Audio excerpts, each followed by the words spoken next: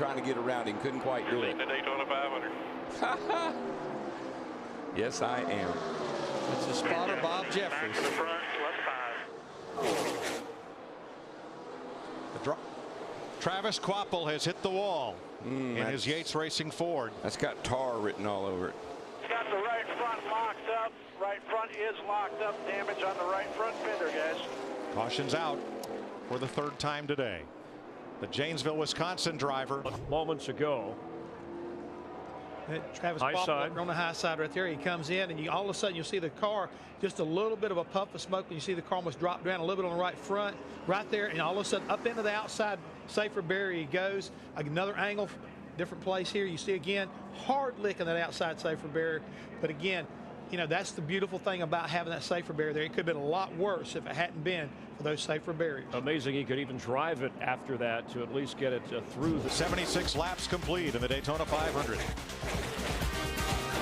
Trouble front straightaway. Joey Logano pounds the safer barrier at the inside of the entrance to pit road. And it's a hard hit for the 18-year-old from Middletown, Connecticut.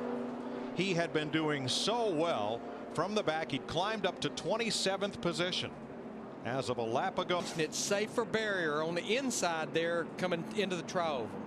See what happens here. I got a feeling that he tried to stay off of Scott Speed in the 82, and then he drove down in front of Greg Biffle. But look at that, a hard lick there.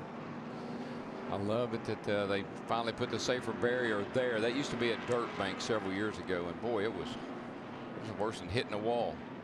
You would know. You hit that thing a ton. Wasn't it 4th of July race? Yeah, no, it was in the 500 in 83. And you know, no one did anything wrong there. Scott Speed got loose. Joey Logano tried to stay off of him. Greg Biffle in the 16 was right there. This is going to hurt. Let's ride along with Joey Logano. 2 wide. Just a bump. Just a kiss. But look how well contained he is in that car. All right, bud.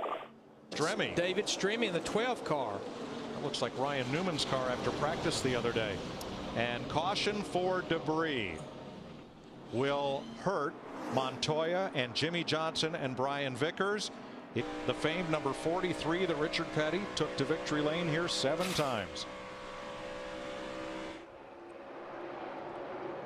And all of those cars are cars that had made green flag stops prior to that caution. Boy, Brian Vickers, Dale Earnhardt Jr., that ain't going to work, boys. Vickers hard. Here we go. Busch, the dominant car of the day, in the wall. That was wrong. And 10 cars sliding, slamming into the infield. Jimmy Johnson, totally uncalled for. Totally. I don't care who you are. That was just wrong. Caution is out. McMurray was a contender. He's all torn up.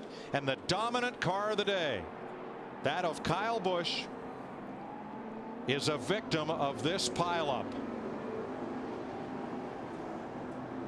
Let's look first. Coming off 2 down the back straightaway. Junior gets a good run.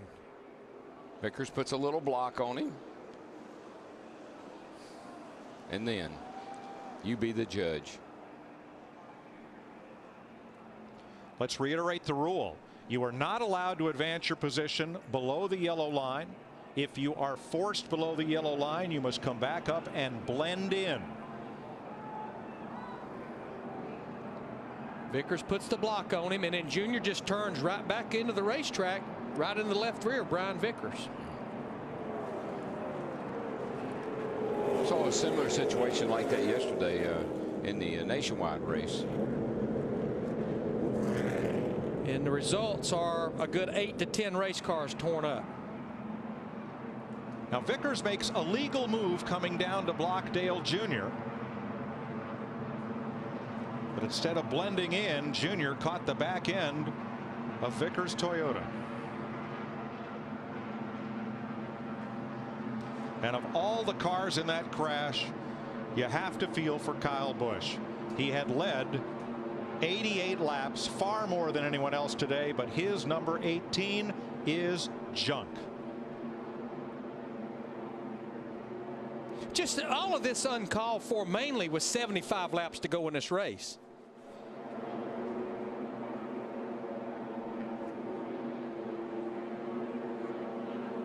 Let's ride with Junior.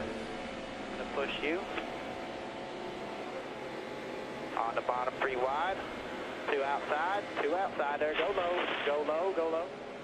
There you go. Good job. Jimmy Johnson's view. Outside, no help. Out, in and out, in and out, in and out.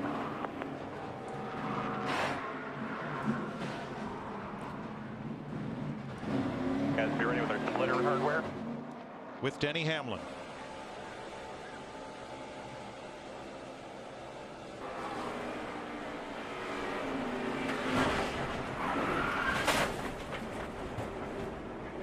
There's a big pile up back there, Mike. And finally, here's what Digger saw.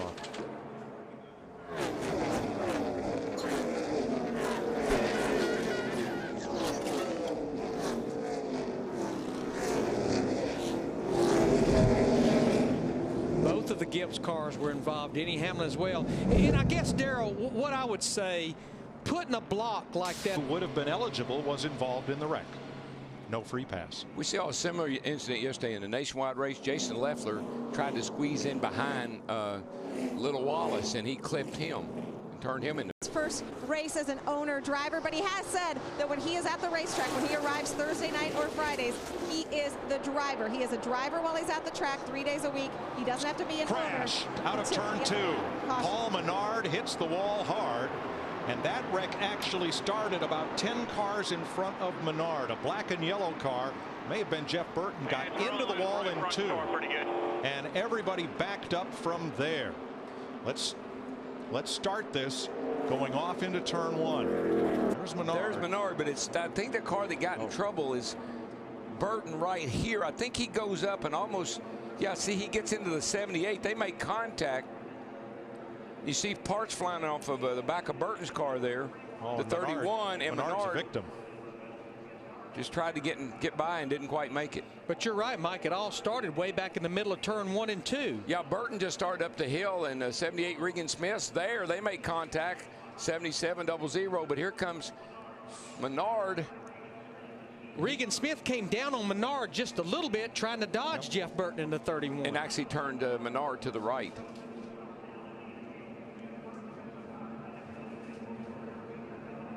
These guys should not, crew chief should not mention that rain might be on the way. It's a good point. Yeah. The free pass on this caution. Dale Earnhardt. About the end of the race. Now, if Matt Kenseth can bring them all the way back around and lead a lap. Oh, here we go. There he goes. Almirola goes off the nose of Casey Kane. Hang on to her, brother. Your brake. Brake there. Man, it gets crowded back there. Goodness. Caution's out. Darrell, I think you were right. In there, Doug. I think somebody's glass slipper broke. Little damage to the right front corner of Kane. Sorensen, 43, and Matt Kenseth, the second and third place cars.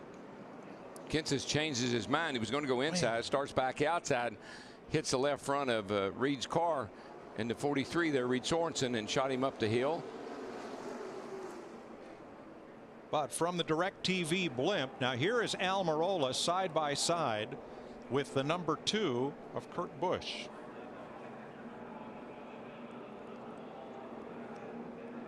He runs up on the back of. Yeah, what a stack up. Yeah, right I mean, there. it's just, they're just all wadded up right there. He gets hit from behind by Sam Hornish. Sam Hornish, shoots him to the left about the time that the 43 cars come along. Or the Casey Kane the 9 cars come along. Close quarters. Almirola's way on the outside. There he gets a boot from Hornish. Yep. And across he comes. That was very lucky not to be another 10-car pileup. Jimmy Johnson, the 48 car, did get the free pass. He's back on the lead lap. The 8th caution flag of the night. Now, will anybody pit? We'll let you know in a minute.